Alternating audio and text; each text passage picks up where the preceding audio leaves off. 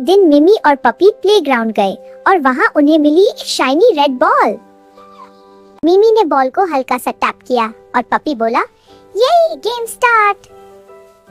Ball भागी, puppy भी भागा, फिर पपी जूम करते हुए स्लाइड हो गया।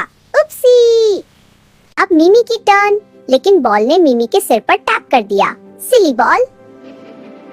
फिर पपी ने दिखाया अपना स्पेशल ट्रिक। बॉल को इतना फास्ट स्पिन किया कि मिमी की आंखें गोल गोल हो गई।